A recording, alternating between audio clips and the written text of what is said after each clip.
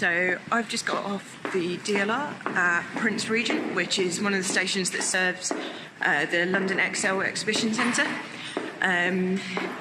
Right now, the Exhibition Centre is hosting, amongst other things, the largest pest control exhibition in the UK. It's a massive place, and like everything else in London, has been basically sold off to foreign investment. So it's actually part of the Abu Dhabi Exhibition Centre's franchise, somewhat confusingly, for something in the old Docklands. That's kind of a theme that will probably carry on throughout this tour, but as somewhere that's going to host the London Eprix, it also has a living, breathing heart. It's very much part of old London and the front line of something that's very changeable and very essential to the future of mobility. And it's one of my favourite places, and I can't wait to show you it. So I've walked down to the dock front, and behind me you can see the XL.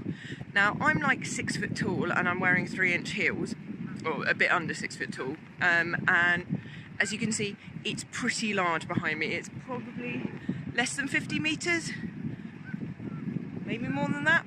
And I had to keep walking because I literally couldn't get it in shot. It's so gigantic. So the bit that I'm currently standing on here is will be one of the corners right up to the pit straight, and then you can kind of see you can kind of see a slope up to where the pits will be, and then right through the building will be the bit that's like indoors. But as you can see, it's like an aircraft hangar. It's incalculably gigantic. Indoors is a really strong word. But beyond that, at the docks, this is a pretty cool place. It's obviously formerly a working dock.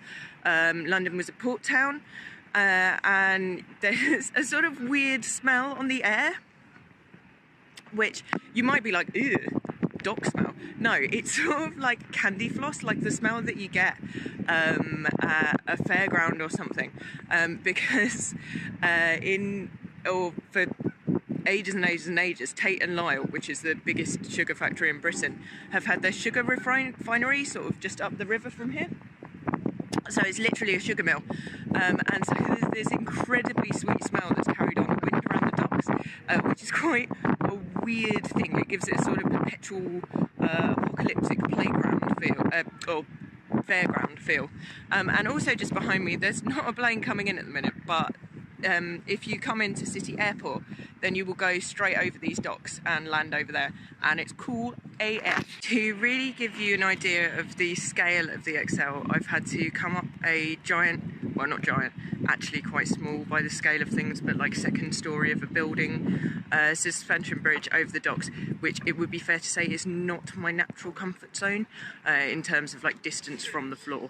But so this is the whole XL, or the whole bit that the cars will be going through, and this is or behind me you can see the whole docks that the cars will be driving past and round, and then over there is Millennium Mills, which is kind of interesting microcosm of stuff that's happening to the Docklands at the moment, in that Millennium Mills used to be where, alongside a Hovis mill and a few other places, used to be where almost all the flour in the UK was milled. It was literally a mill, as in a windmill, and this was where all the grain came in from overseas, and then it was milled there and distributed around the UK.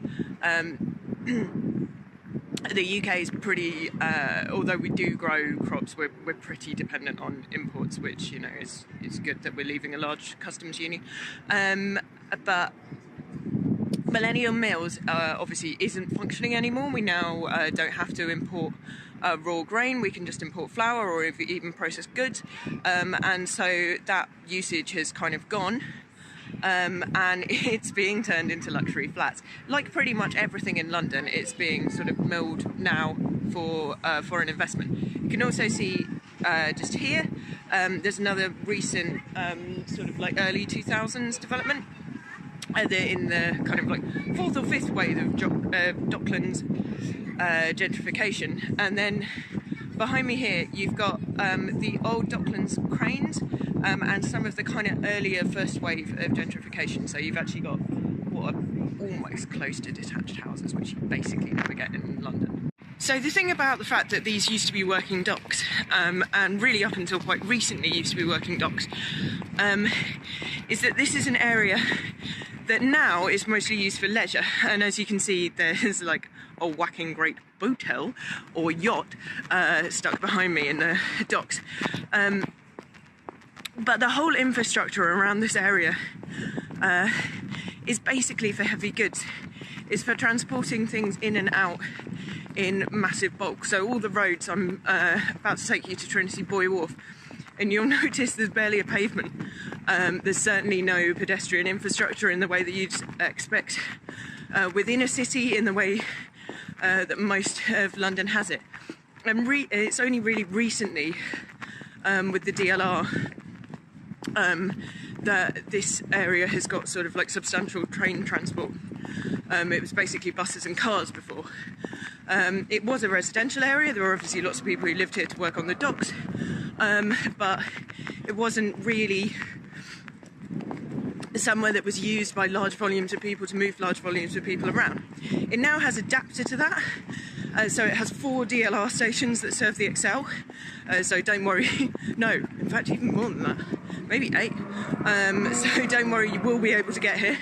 You can also always, of course, take the Dangleway, or, as I'm about to show you, the secret boat. But it is the front line of London's transport problem, which is that more people live here than ever before. London is ridiculously huge. It's also ridiculously spread. It's not an especially concentrated city. And the problem of moving everyone around, mostly to go into Central, but also to go around the other places, is becoming a logistical nightmare. It's something that's a genuine problem, especially because we have such horrifically poor air quality that the priority has to be reducing vehicles. So this is a really essential example of what London needs to do. Just did a really good bit on this bridge and then realised I hadn't actually pressed record. I was talking about the tension between the 2 areas behind me.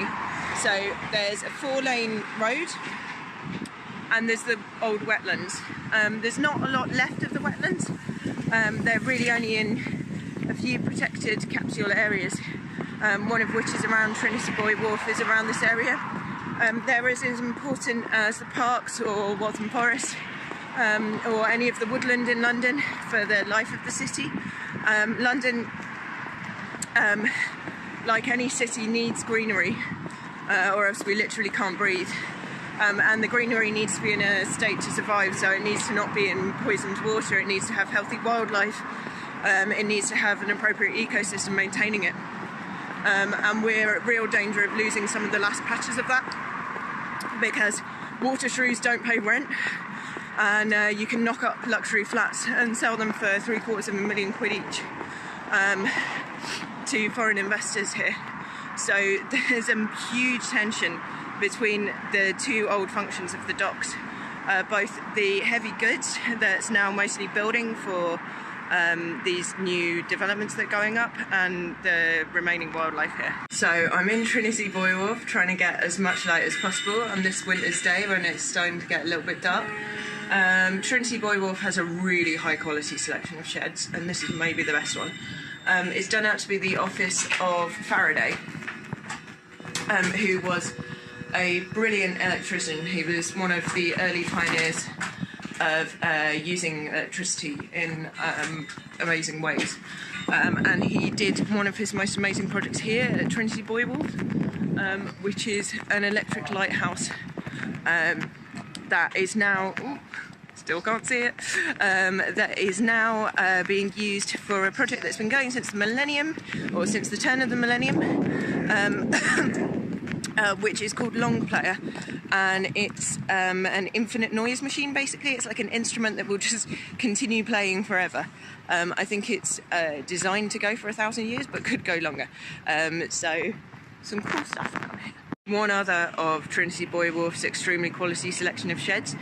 This one is an old wheelhouse from a boat that was donated by the Museum of London in 2008, and now allegedly it's a kind of small artist studio, but it kind of does look like it's being used to store a whole bunch of shit at the minute. I guess it's probably quite cold at winter. Now you might say to me, why are you trying to record whilst there's a plane going overhead? Which is a very valid question. Another very valid question is that I've really dismissed bridges and I don't like cable cars, so how exactly is anyone supposed to get across a body of water? Well, the answer is nature's way, which is to get onto a boat. Anyone who's been following me for a bit knows I used to live on a boat.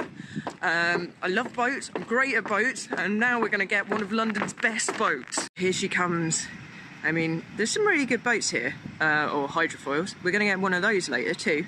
But just in the middle of the Thames there, between Trinity, the artistic outpost of Trinity Buoy Wharf and the hyper-capitalist mega dome of the O2, there's just this approaching vessel, a wonderful, wonderful boat. This is the Predator 2, and if you're very lucky, you're able to find her and get her. Classic bit here. Got Typhoon Clipper, which is one of my preferred clippers. Used to use them to commute, so ended up with favourites. And the Predator, which I just disembarked, coming the other way. Didn't kind of do that much filming on the Predator because I did used to live on a boat, and you do have to pretend to sort of have chill about nautical things, or they kick you out of cool boat person club. So I'm just sitting on the Clipper waiting to go to Waterloo, or London Eye, I think the stop is, but either way it's where I need to go this evening, so all of this has worked out quite well for me. I'm just enjoying an eggs Florentine muffin. I've got what's about to be a plastic pint glass full of wine, and as you can see, the Thames tide is in at the moment. So just to talk about a final bit of this river. Obviously I used to live in this bit of the river, on a little tidal creek, the south side of the river, so this side that I'm on now in Greenwich. And the Thames is super tidal, so at the moment the tide's in, there's a fair amount of it, but it can get down to really pretty small amounts. So the Predator's always okay here because it's mostly deep water, but you couldn't have actual boats going around London all of the time, because simply to be big enough to have passengers, they'd have to have a deeper hull, they'd have to be, they need a lot more water for buoyancy. But hydrofoils are on little stilts, which means that they can float on really quite low water, and also that they're super agile for moving around in that. And that you can make them incredibly flat, which is very important for going under the bridges into central London.